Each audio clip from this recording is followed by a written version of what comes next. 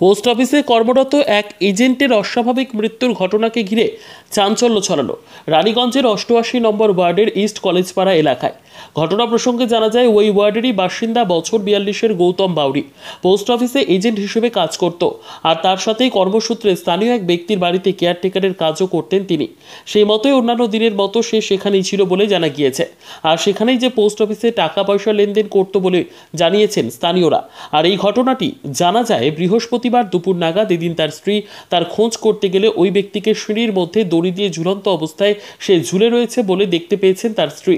এই ঘটনার খবর স্থানীয়রা পাওয়ার পরই তারা রানীগঞ্জ থানার পুলিশকে খবর দিলে রানীগঞ্জ থানার পুলিশ ঘটনাস্থলে পৌঁছে দেহটিকে ময়না তদন্তের জন্য নিয়ে আসতে চাইলেও এলাকার মানুষজন এদিন সমগ্র ঘটনার তদন্তের পরই দেহ সেখান থেকে নিয়ে যেতে দেওয়া হবে বলে দাবি করেন।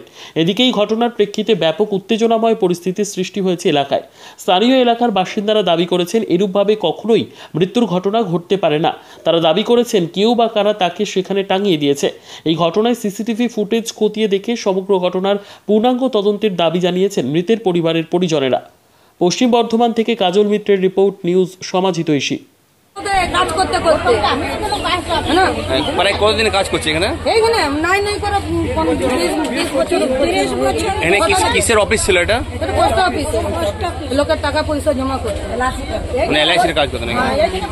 তো কি মনে হচ্ছে আজকে অত বড় ঘটনা? অত বড় ঘটনা আমরা বলবো আমার দাদা কোনো কিছু হয় নাই, আমার দাদাকে মেরে পদে টাঙাই দেওয়া হয়েছে। আমরা তার ওই একটা আমরা কোনো কিছু আমাদেরকে একটা ব্যবস্থা করে দাও, ঠিক আছে? যে মেরেছে তার আমরা সঙ্গে সঙ্গে ওয়াদকে মারবো, ওর সঙ্গে আমরা লাশ পাঠাবো। আর আমরা কিছু চাই। কারোর উপরে শখ আছে নাকি? শখ তো আছে, সবাই তো দুশ্মন ওর। আমরা এই ক্যামেরা চালু করলে বুঝতে পারবে। ক্যামেরা চালু আছে, ক্যামেরাতে দেখলে। তো আজকে কি দেখলে? আজকে কি দেখলাম? আজকে দেখছি আমার বৌদি ফোন করছে, তো দেখছে ফোন বন্ধ। তো আমার পিসিকে নিয়ে আমার বৌদি এসছে, তো বলছে দেখে আসি যে ফোন তো কোনোদিন বন্ধ থাকে না, আজকে কেন ফোনটা বন্ধ? তো ওইখান থেকে দেখতে পেয়েছে যে দোতলার মধ্যে সিঁড়ির মধ্যে এমনি করে পড়ে আছে, একটা দড়ি নিয়ে পাতলা। ঘরে আজকে ছিল না কেউ? হ্যাঁ, না আর কেউ ছিল না। এই পাশের ভাড়া বাড়ির লোক আছে মনে। কে দেখলো এটাকে? কে দেখলো এই হালতে? কে দেখলো? আমার বোন আর বৌদি দেখলো, আর আমার পিসিমা দেখলো। তখন আমাদেরকে যে পদে বললো। কে লাগে গৌতম আপনার? আমার দাদা হয়। আপনার কি নাম? আমার নাম কল্পনা দাস। আমাদের 30 বছর কাজ করা হয়নি। তো আজকে কি করে ঘটনাটা কি ঘটেছে আজকে? আমার ডেলি কাজ করি না, আমার ভাইগিনের পোস্ট অফিসের কাজ, তো ওকে ডেলি আসতে হবে। এবার অফিসে কমন লোক আসছে না আসছে সেটা আমরা জানি না।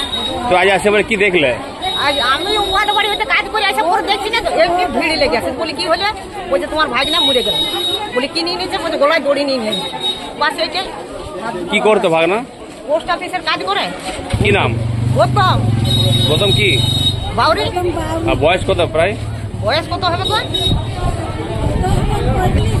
তবে আর ইয়ারা তো সবাই দিকে জানছে যে মাসিরা কতদিন গেল বেটা মাসি, ইয়ারা এই চিন্তার লোক ইয়ার জানে না।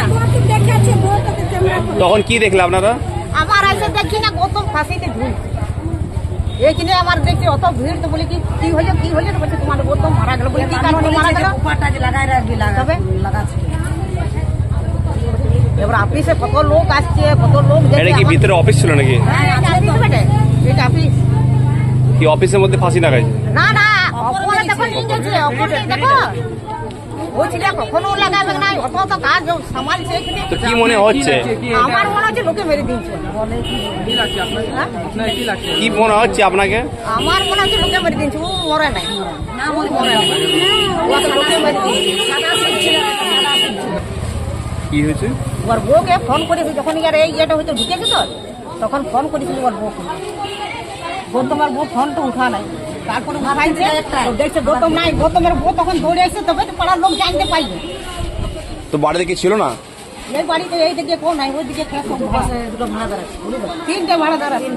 এরা নিজের বাড়ি ছিল না ভাড়া থাকতে? না না, ইয়াতে যে বাড়ি আছে না ছেলে বুড়ি, যখন ওর কাজ ছেলেটা কাজ করে সরকারি চাকরি। গৌতম এখানে ভাড়া থাকতো নাকি? না না, গৌতমকে ভাড়া করে গেছে।